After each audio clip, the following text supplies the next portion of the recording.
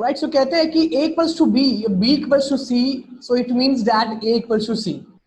आप सोच रहे हो ये इक्वेशन में क्यों बात कर रहा हूँ जब हम यहाँ पे बॉलीवुड की बातें करने वाले. So well guys, ये बता दो कि every entertainment journalist want to interview a lot of many stars from Bollywood. हर किसी का सपना होता है कि वो शाहरुख, सलमान, रणवीर, आलिया, दीपिका सबके इंटरव्यू करे. लेकिन आज फरहान उनका इंटरव्यू कर रहा है जिसने उन सबके इंटरव्यू किया. So it means that A equals to C. Alright, ladies and gentlemen, boys and girls, my name is Farhan and welcome to Nagpur today. आज हम लोग बात करेंगे कोमल नहाटा जी, जो एक इंडस्ट्री की बहुत बड़ी शख्सियत और जिन्होंने एक अपना पहचान, अपना नाम इंडस्ट्री में इस तरीके से बनाया है कि हर कोई उनसे अदब से पेश आके बात करता है जब भी मैंने उन्हें देखा है.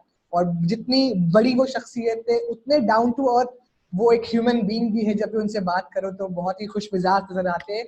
बहुत बहुत शुक्रिया हमसे जुड़ने के लिए कोमल जी. थैंक यू फरहान, कैसे हो? ऑल गुड सर, आपसे मिलकर तो और अच्छा लग रहा है मुझे. अरे थैंक यू. लॉकडाउन में ठीक हो ना? सुरक्षित हो, सेफ हो, फैमिली के साथ हो? दैट्स द बेस्ट थिंग कि मैं फैमिली के साथ हूँ अभी. वो बहुत अच्छी बात है सर. जी. वेल, और first of all very congratulation for your new chat show यार का पंचनामा. बहुत पसंद आ रहा है सबको. अब उसका टाइटल हो गया यार दा पंच, क्योंकि वाईकॉम 18 ने हमें लीगल नोटिस तो नहीं भेजा, लेकिन उन्होंने बताया कि वो हमारे ऊपर केस कर देंगे अगर हमने टाइटल चेंज नहीं किया, क्योंकि प्यार का पंचनामा उनकी फिल्म थी. हालांकि हमने वहां से नहीं चुराया. यार का पंचनामा हमने ऐसे ही सोचा, बट वेरी सिमिलर टाइटल है, प्यार का पंचनामा और यार का पंचनामा, इसलिए हमें टाइटल चेंज करना पड़ा. और अब हमारा शो का नाम है यार दा पंच. यार द पंच, दैट्स अमेजिंग. और बहुत ही अच्छी बात है उसमें हो रही है. एक चीज जो मैंने उसमें देखी कि आप लॉकडाउन का इस्तेमाल बिल्कुल नहीं करते, तो क्या मैं आपसे इजाजत लूं कि इस इंटरव्यू में मैं भी लॉकडाउन का इस्तेमाल ना करूं? बिल्कुल. और मैं अलाउड हूं कि मैं भी लॉकडाउन नहीं बोल सकता हूं? बिल्कुल नहीं बोलो सर. आपको चूज कर रहे हैं अभी कि आप कौन सा वर्ड बोलोगे. ठीक है, तो मैं कहूंगा नो लॉकअप, नो कैद. नहीं, हाँ, नो लॉकअप नहीं. मैं यूज करूंगा शब्द बुरे दिन, बिकॉज इतने बुरे दिन मेरे ख्याल से दुनिया में कभी आए नहीं है, तो मैं इन दिनों को बुरे दिन कहूंगा. क्या बात है सर. सबसे पहले तो ये सवाल मेरा आपसे यही पूछना बनता है कि इतने सारे सेलिब्रिटीज का इंटरव्यू लेना और उसके बाद अपना इंटरव्यू देना, ये दोनों में कैसा फर्क नजर आता है आपको? मैं अब हॉट सीट पर हूँ. जनरली सेलिब्रिटीज हॉट सीट पर होते हैं, आज मैं फरहान की हॉट सीट पर हूँ, इसलिए थोड़ा अटपटा लग रहा है. कोई गल नहीं सर. वैसे एंड वेरी इंटरेस्टिंग क्वेश्चन जो हम सब ने पूछते हैं जब if you are Bollywood critic, so एक सवाल तो आता ही है जहन में कि would like to know and learn from you कि एक क्रिटिक होना कितनी बड़ी जिम्मेदारी का काम है. एक्चुअली मैं अपने आप को क्रिटिक नहीं कहता हूँ, मैं ट्रेड एनालिस्ट हूँ, फिल्म ट्रेड एनालिस्ट हूँ. क्योंकि क्रिटिक अपना नजरिया बताता है लोगों को कि मुझे फिल्म ऐसी लगी. मेरा कोई नजरिया नहीं है. मैं ये कहता हूँ कि पब्लिक को ये फिल्म कैसी लगेगी, और मैं एस्थेटिकली फिल्म को देखता हूँ, लेकिन पब्लिक इसे हिट करेगी, फ्लॉप करेगी, कैसे रिएक्ट करेगी, उसके बारे में मेरा झुकाव रहता है. और मैं जनरली स्पीकिंग प्रिडिक्ट करता हूँ कि ये 100 करोड़ की फिल्म है, लूजिंग है, हिट है. अगर हिट है तो कितनी बड़ी हिट है, 100 करोड़ पर रुकेगी, 200 करोड़ पर रुकेगी, 150 करोड़ पर रुकेगी, 400 करोड़ करेगी, 300 करोड़ करेगी. ये इसलिए मैं अपने आप को ट्रेड एनालिस्ट कहता हूँ, और दुनिया भी मुझे ट्रेड एनालिस्ट के हिसाब से जानती है, ना कि क्रिटिक से. क्योंकि मैं हमेशा कहता हूँ मेरा पर्सनल ओपिनियन जैसी कोई चीज नहीं है. मैं पब्लिक क्या कहेगी एक फिल्म के बारे में वो कहता. क्या बात है. और काफी प्रेडिक्शंस का सवाल है जी. या जहां तक जिम्मेदारी का सवाल है, ऑफ कोर्स बहुत बड़ी जिम्मेदारी है, क्योंकि हमारे रिव्यू के बेसिस पर बिजनेस ट्रांजैक्ट होता है. एक समय था जब फिल्में अलग अलग सर्किट्स में अलग अलग समय पर लगती थी. बॉम्बे सर्किट में अभी लग गई, 2 हफ्ते बाद दिल्ली यूपी में लगेगी, उसके 2 हफ्ते बाद या 1 हफ्ते बाद ईस्ट पंजाब या सीआई टेरिटरी में लगेगी. तो हमारे रिव्यू के बेसिस पर दूसरी टेरिटरीज की डिलीवरियां रुक जाती थी या कैरी आउट होती थी. फिर उस दौर में 4 या 5 सेंटर्स में फिल्में रिलीज होती थी एक सर्किट में, उसके बाद बी क्लास सेंटर्स में, उसके बाद सी क्लास सेंटर्स में, तो स्टैगर्ड रिलीज होता था. तो छोटे सेंटर्स की क्या प्राइस मिलेगी वो भी हमारे रिव्यूज पर निर्भर होता था. ऑफ कोर्स आजकल तो पूरे इंडिया में, पूरे वर्ल्ड में एक साथ लग जाती है, लेकिन सैटेलाइट राइट्स, डिजिटल राइट्स, उनकी क्या प्राइस होगी एंड कितने हफ्तों तक फिल्म चलेगी, ये सब हमारे रिव्यूज पर निर्भर होता है। तो डेफिनेटली बहुत जिम्मेदारी का काम है और हम इसे एक छोटी बात या एवं बात सोच के टाल नहीं सकते हैं। बहुत बहुत बारीकी से हम फिल्म देखते हैं और प्रिडिक्ट करते हैं। क्या बात है सर, बिल्कुल। और वो प्रेडिक्शंस कई बार सच भी हुए, हम सब ने देखा है, हम सब उसके गवाह है। And if I am not wrong sir, आप बीबीसी के साथ 10 साल से ज्यादा का समय आपने उनके साथ बिताया, बीबीसी के आप उनसे एसोसिएटेड थे बीबीसी के साथ। So how do you think कि क्या इंडियन न्यूज का सिनेरियो और वहां का सिनेरियो क्या थोड़ा सा फर्क नजर आता है आपको? नहीं, मेरे ख्याल से न्यूज तो न्यूज, लेकिन BBC is known for checking and rechecking, verifying facts. हमारे यहाँ कभी कभी न्यूज चैनल्स कैरिड ऑफ हो जाते हैं एंड हैं। बीबीसी सेंसेशनलाइजिंग में बिलीव नहीं करता। सिटी के लिए बहुत पर्टिकुलर है बीबीसी। तो 10 सालों तक मैंने पीसी लंदन बॉलीवुड की खबरें दी। मेरा एक सेगमेंट फिक्स था हर शनिवार को, और कि टाइम लैग है तो कई सालों तक तो मैं रात को 2 बजे इंडियन टाइम 1:30-2 बजे उनके रेडियो से कनेक्ट करता था और बॉलीवुड की रिव्यूज, बिजनेस की बातें वगैरह वगैरह देता था। Wow sir, you are trade analyst, you are a publisher, you are a chat show host, or is there anything left that you want to do in industry? कि आप एक्टर yes, बनना मुझे रहेगा? नहीं नहीं, एक्टर तो बिल्कुल नहीं। 2-3 चीजें करनी है मुझे। फिल्म प्रोड्यूस करनी है, वेब सीरीज बनानी है, और मुझे रेडियो शो होस्ट करना है। बिकॉज जिस तरह टेलीविजन और डिजिटल प्लेटफॉर्म है, वैसे मैं मानता हूं कि रेडियो भी एक बहुत ही डायनामिक प्लेटफॉर्म है, और मैंने रेडियो शो कभी होस्ट नहीं किया है। तो मेरी बहुत इच्छा है कि मैं एक रेडियो शो होस्ट भी बनूं, तो फिर 360 डिग्रीज हो जाएंगे। Print medium, television medium, digital medium and radio show host, तो वो अच्छा है। इमेजिन आप रेडियो शो होस्ट कर रहे हो, आपके शो का नाम क्या होगा? The Komal Nahta show. Sir कुछ और, ये तो हम सब ने जाने, कोमल नाटा शो, कुछ थोड़ा सा अटपटा।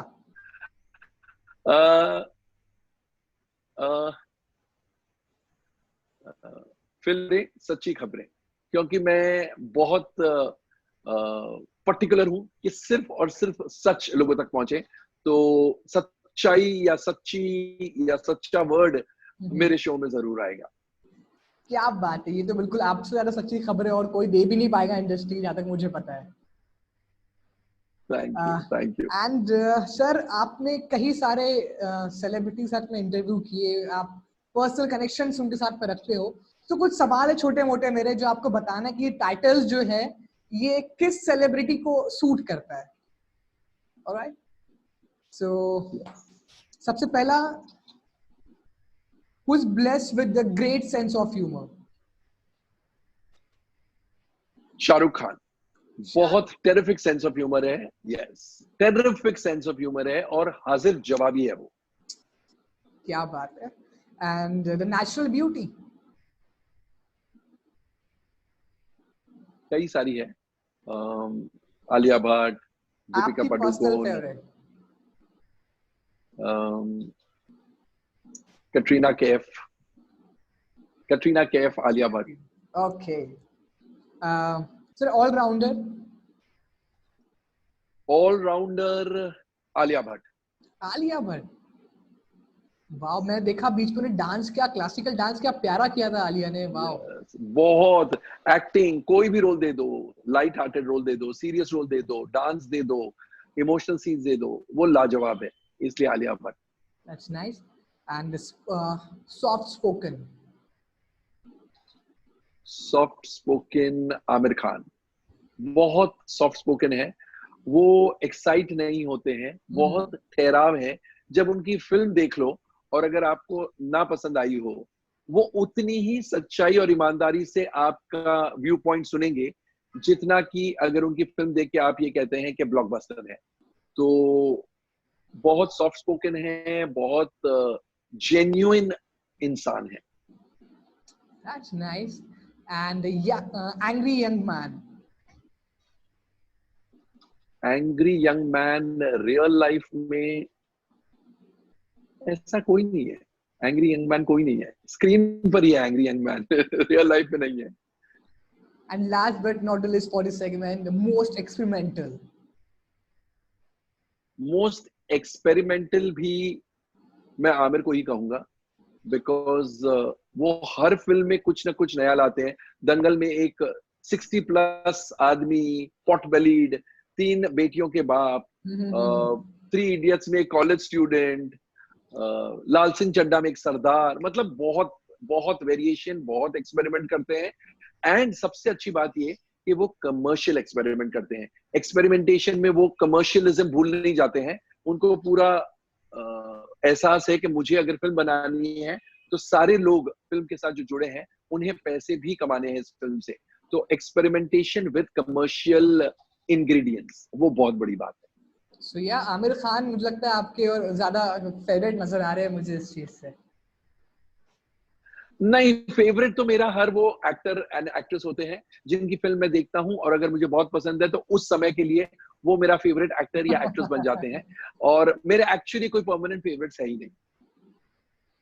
ये तो अच्छी बात है। जैसे जैसे समय बढ़ेगा वैसे वैसे हम उनके और टैलेंट दिखेंगे। तो क्रश जैसे चेंज होते हैं, हमारे लैंग्वेज में कहते हैं कि तुम्हारे क्रश हर बार बदलते हैं, वैसे कोमल नहला जी के हर बार फेवरेट एक्टर बदलते हैं। Yes, yes. Right, sir. So what's your prediction regarding Indian cinema after this pandemic? Actually ये पेंडेमिक जो है, मतलब ये बुरे दिन जो आए हैं, इतने बुरे हैं कि किसी ने सपने में भी ये नहीं सोचा था। और सिनेमा इंडस्ट्री बहुत बुरी तरह हिट हुई है इस पेंडेमिक की वजह से, इन बुरे दिन की वजह से।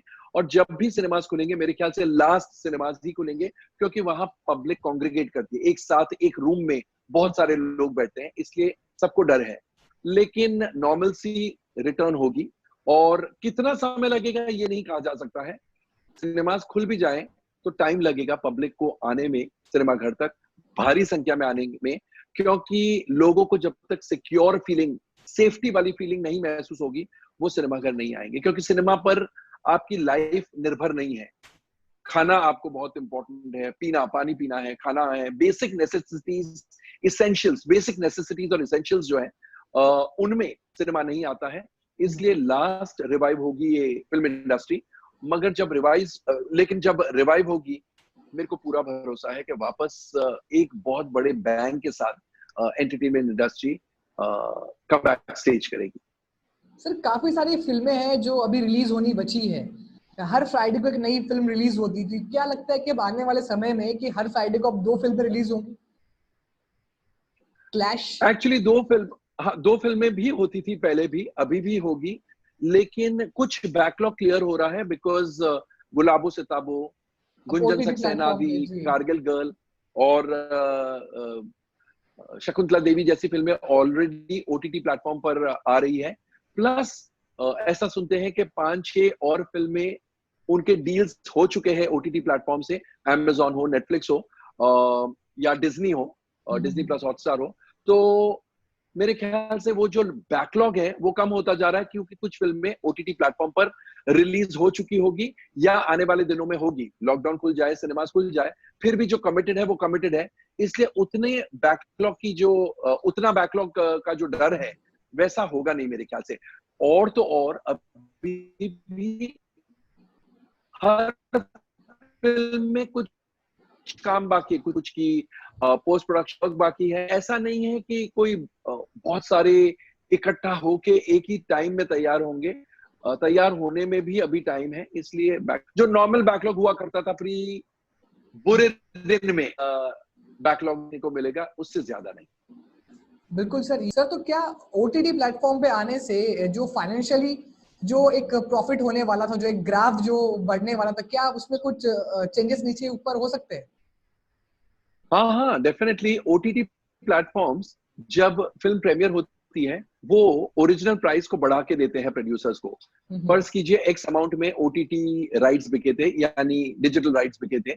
अगर OTT पर प्रीमियर होने वाली है सिनेमास को बाईपास करने के बाद, तो फिर वो OTT प्लेटफॉर्म अपनी ओरिजिनल प्राइस को बढ़ा के प्रोड्यूसर से राइट्स खरीदेगा फॉर प्रीमियर रिलीज, लेकिन ऑफ कोर्स उतनी प्राइस भी नहीं बढ़ाएगा जो कि वो प्रोड्यूसर एक्सपेक्ट कर रहा था कि सिनेमा से आमदनी आएगी उसे।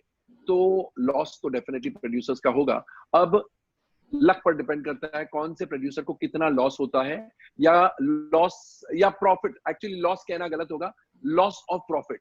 अगर वो सोच रहे थे कि सिनेमा घर एंड ओटीटी एंड सैटेलाइट पर रिलीज होके हम 50 करोड़ कमाएंगे, सिनेमा को बाईपास कर दिया क्योंकि सिनेमास बंद है, डायरेक्ट ओटीटी पर गए और उसके बाद सैटेलाइट पर आई, तो 50 करोड़ की जगह हो सकता है 40 करोड़ प्रॉफिट के लिए सेटल करना पड़े, 30 करोड़ प्रॉफिट के लिए सेटल करना पड़े। तो जनरली स्पीकिंग बड़ी फिल्मों को लॉस ऑफ प्रॉफिट होगा, लेकिन छोटी फिल्मों को हो सकता है लॉस भी हो। बिल्कुल, ये तो बहुत मुश्किल समय है हर किसी के लिए। तो मेरी एक कलीग है, उसने एक क्वेश्चन भेजा है मुझे, बोले सर से जरूर पूछना कि as per one of the article I would like to ask how was your experience as a financial advisor to Asian Development Bank for the film financing division? Asian development bank नहीं, IDBI को मैं financial advice देता था। Actually IDBI ने, industrial development bank of India, IDBI ने सालों पहले फिल्मों को फाइनेंस करने का निर्णय लिया था, और हालांकि उनकी एक एडवाइजरी टीम थी, लेकिन मुझे उन्होंने एज एडवाइजर कह लीजिए या जो भी एज एक्सपर्ट, इंडस्ट्री एक्सपर्ट कह लीजिए, मुझे अपॉइंट किया था। और हर वो एप्लीकेशन, फिल्म का एप्लीकेशन जो आईडीबीआई को जाता था, मुझे भेजा जाता था। मैं उन एप्लीकेशंस को स्टडी करके अपनी रिपोर्ट प्रेजेंट करता था कि कितना रुपया लेंड करना राइट होगा, फीजिबल होगा, और क्या चांस है कि ये पैसे वापस इंटरेस्ट के साथ आईडीबीआई को रिटर्न किए जाएंगे। तो मुझे ये कहने में बड़ी खुशी हो रही है कि जब तक मैं एडवाइजर था, करीब 2-2.5 साल, मुझे एग्जैक्टली याद नहीं है, 2-2.5 सालों तक मैंने एडवाइस किया, और मेरे इस एडवाइजरी टाइम पीरियड में आईडीबीआई को एक भी फिल्म में ना प्रिंसिपल अमाउंट का नुकसान हुआ और ना ही इंटरेस्ट का नुकसान हुआ। जो फिल्में मैंने रेकमेंड की थी, उनका पैसा विद इंटरेस्ट आईडीबीआई को मिला। क्या बात है, दैट्स अमेजिंग। ये तो बिल्कुल बहुत ही एक सुन के खुश होने वाली ये बात थी। That's amazing sir. और इसके बाद एक और था कि अभी काफी सारे एक्टर्स जो है वो एक बुरे हालात से, बुरे दौर से गुजर रहे हैं। आपके हिसाब से कहूँ तो बुरे दिन में जो स्ट्रगल कर रहे हैं, ये बड़ा ही दर्दनाक है। कुछ न्यूज मैंने भी सुनी कि किसी एक्टर ने सुसाइड कर लिया, कोई अपने मेकअप आर्टिस्ट से कुछ पैसे मांग रहा है। So being so experienced from this industry, आप क्या कुछ एडवाइस देना चाहोगे एस्पायरिंग और स्ट्रगलिंग एक्टर्स को, और नॉट ओनली टू एक्टर्स, हर वो इंसान को जो इंडस्ट्री से जुड़ा हुआ है? मेरा एक ही सिंगल एडवाइस होगा, ये बुरे दिन भी टल जाएंगे, कैसे भी करके हिम्मत जुटाइए, लोगों से शेयर कीजिए अगर आपको दुख है, दर्द है, क्योंकि हर इंसान दुख और दर्द से गुजर रहा है। इतनी अनसर्टेनिटी है ये बुरे दिनों में, किसी को नहीं पता आगे चल के काम मिलेगा नहीं मिलेगा, बिजनेस ठप हो जाएंगे, नौकरियां जाएगी, लेकिन that is not the end of the road. ये दुनिया उधर ही खत्म नहीं हो जाती है। मुश्किलें आती है जिंदगी में, लेकिन मुश्किलों को कैसे सामना करना है, मुश्किलों का कैसे सामना करना है, उस पर आप ज्यादा सोच। मेरा ऐसा सोचना है, और शुरू से ऐसा सोचना रहा है कि जो पॉलिटिशियंस को बड़े बड़े डोनेशंस दिए हैं, बेहतर होता अगर फिल्म इंडस्ट्री का ध्यान फिल्म इंडस्ट्री के लोग रखते। ऑफ कोर्स सलमान खान ने डेली वेज वर्कर्स के अकाउंट्स में, बैंक अकाउंट्स में डायरेक्ट पैसे जमा किए हैं और करते जा रहे हैं। इसी तरह दूसरे एक्टर्स भी अगर फिल्म इंडस्ट्री वालों की सुरक्षा, सेफ्टी के बारे में ध्यान रखते, तो मेरे ख्याल से इंडस्ट्री की या इंडस्ट्री के लोगों की हालत इतनी बुरी नहीं होती। स्टार्स ने क्या किया, उन्होंने अलग अलग फंड्स में पैसे डोनेट किए, लेकिन अपनी खुद की इंडस्ट्री के लिए जितना करना चाहिए था वो नहीं कर पाए। कोई गलत नहीं है, लेकिन अगर अपनी इंडस्ट्री के लिए सबसे पहले और सबसे ज्यादा हेल्प करते, तो इंडस्ट्री के लोगों को इतना सफर नहीं करना पड़ता, बिकॉज हमारी इंडस्ट्री भी बहुत बड़ी है और हर एक्टर, सलमान खान, शाहरुख खान, आमिर खान, ऋतिक रोशन, अजय देवगन, अक्षय कुमार जैसे बड़े स्टार नहीं है, आलिया भट्ट, दीपिका पादुकोण, रणवीर सिंह, वरुण धवन, रणबीर कपूर जैसे बड़े नहीं है। यहाँ पर जूनियर आर्टिस्ट भी है, फाइटर्स भी है, कोरियोग्राफर्स भी है, डांसर्स भी है, बहुत से लोग हैं जो डेली वेजेस पर अपनी लाइफ गुजारते हैं। उनके बारे में अगर हमारे स्टार सोचते तो डेफिनेटली उनके लिए भी बहुत हेल्प हो जाती। तो बिल्कुल सही बात कही सर आपने कि बाहर सोचने से अच्छा होता कि पहले वो खुद के घर में देखते कि क्या है, क्योंकि हमारे आसपास कौन है, हमारे पड़ोसी तो भूखा नहीं है कहीं, हम लोगों के दूसरे मोहल्ले दूसरे शहर में खाना खिला रहे हैं, उससे बेहतर होता कि हम हमारे पड़ोसी के पहले खिला देते। ये हमारे घर वालों के, हमारे फैमिली मेंबर्स को पहले खिला देते। ये तो बहुत अच्छी बात है सर आपने। आई होप कि एटलीस्ट ये बात सुनकर तो भी हमारे जो इंडस्ट्री के बड़े स्टार्स हैं वो एटलीस्ट नहीं तो थोड़ा तो भी करे, बाहर कर रहे हैं, बहुत अच्छी बात है आप लोग कर रहे हो, लेकिन आई होप कि आप अपने फैमिली मेंबर्स के लिए भी ये सब करो। एंड सर शूटिंग्स की रीओपनिंग की डेट्स शायद आ गई है, मैंने सुना है, क्योंकि अभी और बहुत कम यूनिट के साथ में, बहुत 30-40% के साथ में शायद शुरुआत होनी है इस चीजों की। तो मुझे लगता है कि ये चीज फिर से शूटिंग में क्या उतनी कामयाब हो पाएगी, क्योंकि 30-40% स्टाफ होना एक मुमकिन नहीं नजर आता है मुझे बड़ी फिल्मों के लिए। बिल्कुल सही कहा आपने। थियोरेटिकली तो शूटिंग्स अलाउड है, लेकिन प्रैक्टिकल टर्म्स में ये ना के बराबर है, क्योंकि बड़ी फिल्मों में बड़े यूनिट्स होते हैं। अब इतने रिस्ट्रिक्शंस हैं, आपको 2 नर्सें रखनी होगी, एक डॉक्टर रखना होगा, एक एम्बुलेंस रखनी होगी सेट पर, नामुमकिन है। प्लस इतने छोटे यूनिट्स के साथ मेकअप स्टार अपने घर से करके आएगा, हेयर घर से करके आएगी हीरोइनें, 65 प्लस के उम्र के एक्टर्स नहीं काम कर सकते हैं। यहाँ तक कि ये भी कहा गया है कि अगर फैमिली सीन है तो बेहतर होगा अगर स्टार अपनी फैमिली के मेंबर्स को लेकर आए, बट अगर आधी फिल्म शूट हो गई तो उसकी फैमिली बीच में से तो नहीं बदल सकती है। हमारी इंडस्ट्री एक टिपिकल तरीके से चलती है, और ये जो जल्दबाजी की इंडस्ट्री के लोगों ने कि हमें शूटिंग अलाउ करो, गवर्नमेंट ने अलाउ तो कर दी, लेकिन गवर्नमेंट में किसी को ये खबर नहीं है कि फिल्म इंडस्ट्री कैसे फंक्शन करती, शूटिंग्स कैसे की जाती है। इसलिए शायद इतने बेतुके प्रोविजंस हैं कि 65 प्लस के एक्टर्स शूट नहीं कर सकते हैं। अगर डायरेक्टर 65 प्लस उम्र का हो तो क्या वो इतना वल्नरेबल नहीं है, उसके ऊपर रोक टोक नहीं है, मगर उसके ऐसे रोक टोक से आप शूटिंग करेंगे कैसे? अभी क्राउड सीन्स नहीं हो सकते हैं, तो अगर क्राउड सीन होगा तो क्या आप वो सीन गायब कर देंगे फिल्म से? इंटीमेट सीन्स या प्रॉक्सिमिटी, क्लोज प्रॉक्सिमिटी वाले सीन्स नहीं होंगे। अगर क्लोज प्रॉक्सिमिटी के सीन नहीं होंगे और एक रोमांटिक सीन पिक्चराइज करना है, तो आप रोमांस 15 फुट की दूरी पर कैसे बताएंगे? तो बेसिकली फिल्म शूट करना एक बहुत ही अलग है, दूसरे इंडस्ट्री के रेगुलेशंस यहाँ लागू नहीं हो सकते हैं। और सिंपल टर्म्स में यही है कि हमें ये समझ जाना है कि छोटे टीवी सीरियल्स या छोटी फिल्में शायद इन कॉम्प्रोमाइजेस के साथ शूट कर ले, लेकिन बड़ी फिल्मों की शूटिंग इतनी आसानी से नहीं हो सकती। प्लस बड़े स्टार्स जब तक घर से बाहर निकलने के लिए राजी नहीं होते, तैयार नहीं होते हैं, ये कितने भी एसओपीज, स्टैंडर्ड ऑपरेटिंग प्रोसीजर्स आ जाएं, शूटिंग तो स्टार्स होंगे कैमरा के सामने तो ही होगी, तो उसके बिना तो नहीं हो सकती। और कोई स्टार अभी तक राजी नहीं है, बड़े स्टार्स की बात कर रहा हूँ, कि वो बाहर निकले और शूटिंग करें। एंड उन्हें हक है, उन्हें राइट है ना करे, बिकॉज ये जानलेवा बीमारी। बिल्कुल, और ये बहुत समझदारी की बात भी है कि वो ना निकले, लेकिन कहीं ना कहीं इसे जल्दबाजी मानी जा सकती है सर। बिल्कुल बिल्कुल, और बड़े स्टार्स को जरूरत नहीं है इस जल्दबाजी का शिकार वो बने। जी बिल्कुल सही कहा आपने सर। कुछ सवाल है, कुछ बॉलीवुड क्विज है मेरे पास आपके लिए। मैं चाहता हूँ कि मैं कुछ 2-4 सवाल पूछने की हिम्मत करूँ आपसे। वैसे किसी की हिम्मत तो नहीं होती जो आपसे सवाल करे, मैं खुशकिस्मत हूँ कि मैं आपके सामने बैठ सवाल कर रहा हूँ। नहीं, कोई बात नहीं सर। ये कुछ सवाल है कुछ फिल्मों से। तो सबसे पहला सवाल है कि इन कुछ कुछ होता है, by how many hours was Rahul late to meet his daughter Anjali? मुझे नहीं पता। कुछ सीन याद आ रहा है आपको राहुल अंजलि का? कुछ कुछ होता है वैसे। हाँ, मगर मुझे वो वेट करता मैं है। बताऊं, मैं इतनी फिल्में देखता हूँ कि मुझे तो हर हफ्ते पुरानी फिल्म भुला के नई फिल्म देखनी पड़ती है, बिकॉज उसको मैं एनालाइज करता हूँ।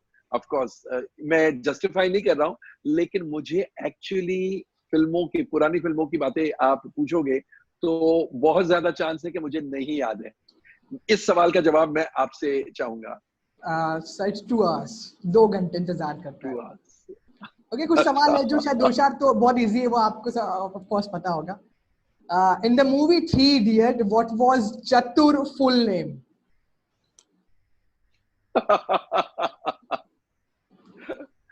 चतुर ओम नहीं ओम जो एक्टर है वो अच्छा, मैं बोल रहा हाँ, हूँ। ओम, हाँ, वो जो हाँ। हिंदी यस, यस, हिंदी की स्पीच देता है। Yes, yes, yes. नहीं मुझे नहीं पता। मुझे नहीं पता। चतुर रामलिंगम। चतुर Ramalingam, okay. And third question is, what is the name of Kareena Kapoor character in Salman Khan Bajrangi Bhaijaan? बाप रे, ये तो बहुत डिफिकल्ट सवाल है। सर ये बहुत इजी है, ये तो हाल ही में अभी बजरंगी भाईजान को हुआ ही कितना समय है। मैंने कहा मेरे लिए तो हर वीक एक नई अच्छा, मैं ऑप्शन देता हूँ, सर आपको। हाँ मैं ऑप्शन देता हूँ। हाँ। Option A Ritika, option B Deepika, option 3 Rasika, option 4 Namita. Rasika Rasika lock करें या रितिका? आप? रसिका या रितिका? सर आपको anyone sir, anyone. Ritika. Sir lock कर दिया जाए, पक्का? अमिताभ बच्चन तो बहुत स्ट्रिक्ट जज है, आप तो थोड़े लीनियंट हो जाइए और मुझे थोड़ा तो हिंट दे दीजिए। मैं ये कहता हूँ कि जो सबसे पहले आपके जहन में आया, जो दिल कह रहा था, आपने वो सुन लेना चाहिए था। रसिका। तो बिल्कुल ये पड़ाव आपने पार कर लिया है सर। रसिका एज करीना कपूर का कैरेक्टर रसिका के नाम से जाना जाता था बजरंगी भाईजान में। एंड चलो ये बहुत पुराना है, बट ट्राई, जैसे कि आपने कहा कि पुरानी ज्यादा फिल्में अभी वैनिश होती है, नई फिल्में बहुत आ रही है, तो फिर भी कोशिश करते हैं, अदरवाइज नहीं आए तो कोई बात नहीं। How many children did Amitabh Bachchan and Hema Malini have in the movie Baghban?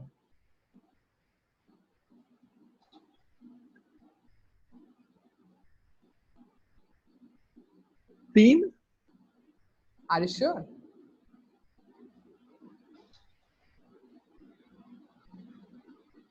तीन। नो या 3 + 1 Yes, 3 + 1 4. 3 + 1 4. Yes. That's nice. And ये सवाल तो पक्का आपको पता है, मुझे यकीन है अभी से। ये तो हाल ही में आपने इंटरव्यू भी किया है आयुष्मान का। In the movie Dream Girl, what is Ayushman on call name? Ayushman की Ayushman on call name from Dream Girl. इसमें भी मुझे तो मल्टीपल चॉइस चाहिए। सर हेलो, मैं बोल रही हूँ। कुछ याद आया आपको? मैं कौन बोल रही हूँ? मगर मुझे ऑप्शन दीजिए। Option A Anjali, option B Pooja, option 3 Nikita, option D Sammy. Pooja. कैसे ऑप्शंस दिए? मुझे खुद पे शर्म आ रही है अभी। Correct? Yes, Pooja. Okay, which college did Ananya Pandey go to in Student of the Year 2? जिस कॉलेज में अनन्या पांडे जाती थी, उस कॉलेज का नाम बताइए। करण जौहर साहब का कॉलेज था वो। एम पर कुछ नाम था। एम? नहीं। अच्छा, ऑप्शन टू या डी या एम पर। हाँ, बिल्कुल। Saint John, saint Paul, saint Teresa and mother Teresa. Saint Teresa, I think. That's nice. बिल्कुल सही कहा आपने। My God, amazing. देखो मैं मल्टीपल चॉइस में ऑप्शंस देते हैं तब मुझे याद आ जाता है। अब मैं चाहता हूँ कि अगला केबीसी अब आप होस्ट करें। बच्चन साहब की जगह कोई नहीं ले सकता है इस नहीं बिल्कुल, वो दुनिया में कोई नहीं ले सकता है। नहीं, बेशक बच्चन साहब के लिए अलग ही इज्जत है सबके दिलों में। सर आपने स्त्री मूवी देखी है? कौन सी? स्त्री स्त्री यस बिल्कुल, बहुत हंसा मैं। राजकुमार यादव, राजकुमार राव यादव, यस। पहले उनका नाम राजकुमार राव यादव था। So Rajkumar Rao, Shraddha Kapoor, Pankaj Tripathi, wonderful film. Sir उसमें एक डायलॉग है बहुत सिंपल सा, वो स्त्री है। क्या आप डायलॉग को कंप्लीट कर सकते हो? वो स्त्री है, उसके आगे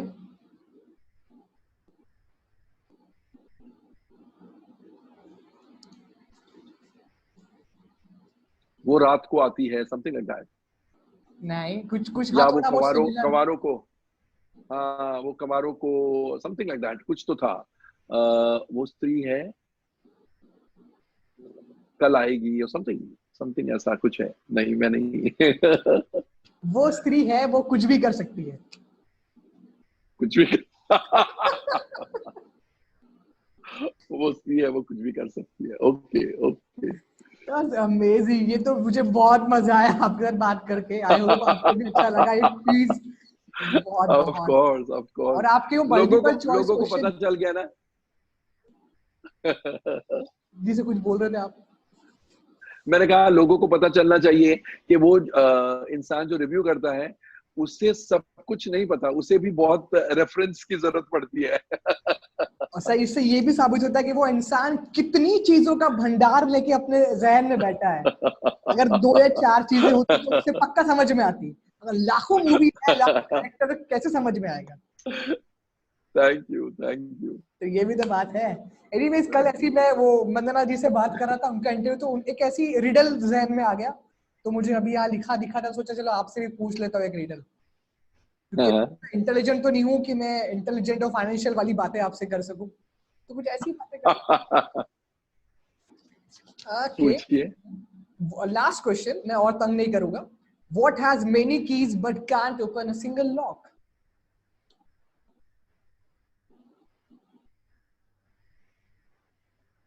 What has many keys but can't open a single lock? Yeah. Donkey, monkey. No. No. uh,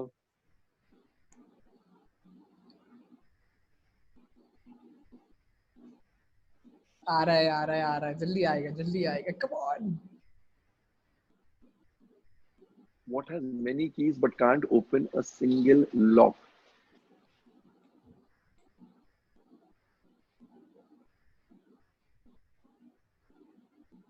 Keychain. No, it's keychain.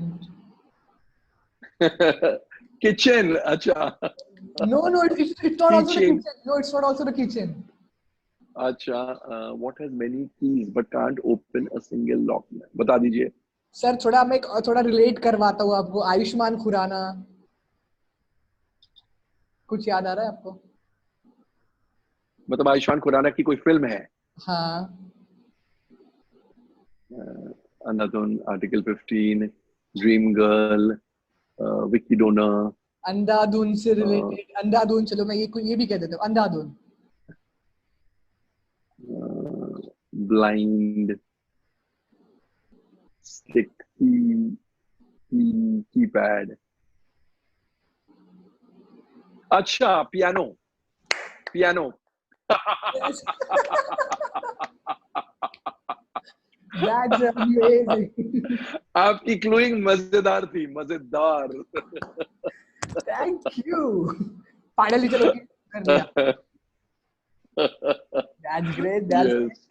Okay sir, तो आने वाले समय में ऐसे कोई 2 एक्टर जिनको आप ऑन स्क्रीन देखना चाहते हो, जो बहुत टाइम से ऑन स्क्रीन नहीं है, लेकिन आप चाहते हो कि यार मैं इन्हें ऑन स्क्रीन देखना चाहता हूँ, चाहे वो एक्टर एक साथ, या एक साथ, एक साथ, एक साथ। मैं रणवीर सिंह और रणबीर कपूर को एक साथ देखना चाहता हूँ। It would be fantastic. Ranveer Singh और रणबीर कपूर को एक साथ कोई लेकर आ जाए बहुत मुश्किल काम है, आई नो.